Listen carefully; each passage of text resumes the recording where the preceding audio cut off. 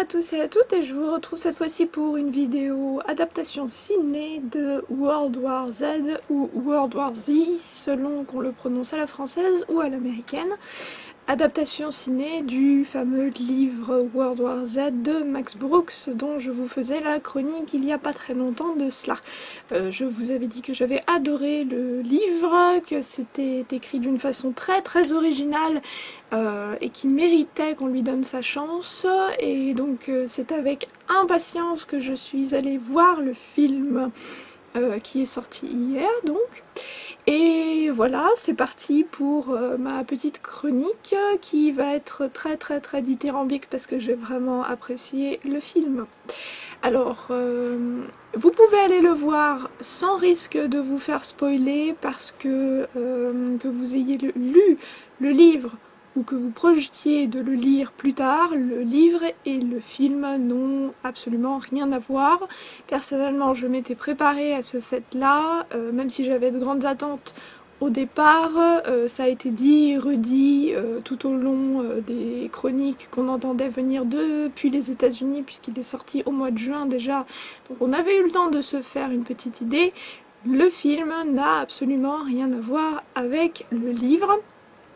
Il faut donc y aller en gardant à l'esprit que le film garde uniquement l'idée générale du livre, à savoir une guerre mondiale contre les zombies, et que pour cela il va uniquement s'intéresser à la compréhension des faits, qu'est-ce qui se passe, par qui est-ce qu'ils sont attaqués, qu'est-ce que c'est exactement que cette maladie, etc.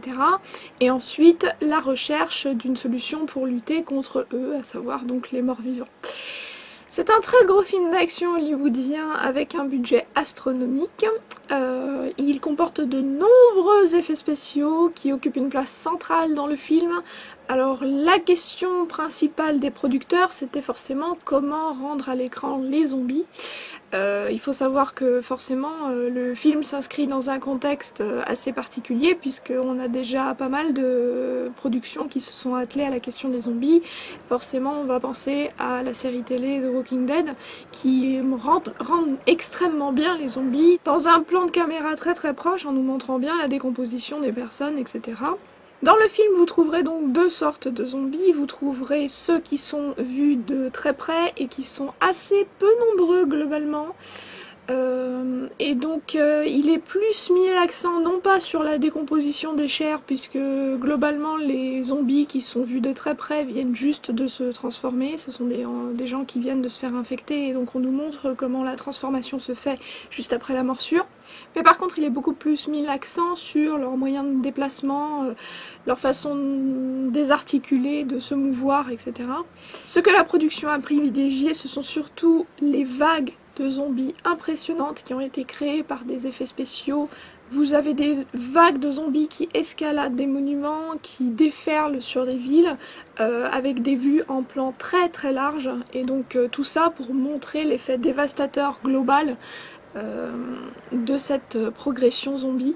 Et cette approche, elle a été développée avant même le début de la production du film, par justement les équipes graphiques qui ont travaillé avec la production aux côtés directs des producteurs, grâce à la conception de planches qui ont directement influencé certaines scènes du film, qui sont d'un rendu exceptionnel et pour le coup très original. Et donc je vous mets les extraits des planches qui ont été faites par cette équipe de graphistes. Vous verrez le film et vous verrez directement de quoi je veux parler. Je ne vous donnerai pas plus de détails, je garde le mystère complet. Max Brooks avait déclaré que le film et le livre n'avaient qu'une seule chose en commun, c'était son titre. On peut malgré tout retrouver de nombreux clins d'œil au livre World War Z, mais aussi à l'autre ouvrage qu'il avait rédigé, à savoir Guide de survie en territoire zombie, et qui est également mentionné dans son livre World War Z. Surtout au niveau de l'équipement, quand le personnage principal choisit ses armes et choisit les techniques pour s'équiper et pour se protéger des zombies. Donc ça, c'est un clin d'œil très, très agréable au livre. Ce qu'on notera, c'est que les références les plus nombreuses au livre World War Z arrivent à la toute fin du film et que ce film laisse clairement une porte plus qu'entrouverte pour une suite dont on parle déjà. Globalement, je ne peux que vous encourager à aller voir ce film, que vous ayez lu le livre ou non. Dans tous les cas également, lisez le livre car pour le coup, vous ne serez pas déçus, c'est vraiment génialissime. C'est quelque chose que vous n'avez jamais vu auparavant, tout comme le film. Et je vous dis à très bientôt pour une nouvelle chronique. Salut!